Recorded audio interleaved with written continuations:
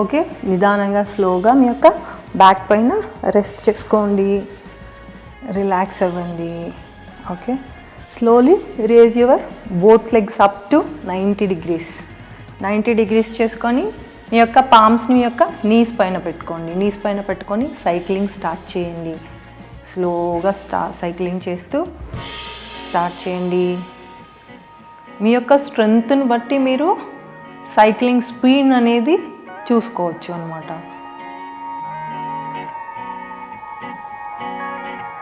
స్టార్టింగ్లో మీరు స్లోగానే చేయగలుగుతారు, కానీ స్ట్రెంగ్త్ డెవలప్ అయిన తర్వాత మీ యొక్క నీలో స్ట్రెంగ్త్ పెరిగిన తర్వాత మీరు స్లోగా స్పీడ్గా చేయడం స్టార్ట్ చేస్తారు.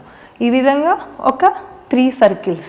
3 circles మీన్స్ ఒక కౌంట్లో మీరు ఎంతసేపు చేయగలిగితే అంతసేపు చేయండి. మళ్ళీ నెక్స్ట్ బ్రెత్స్ని పెంచుకుంటూ మీ యొక్క స్పీడ్ని పెంచుకుంటూ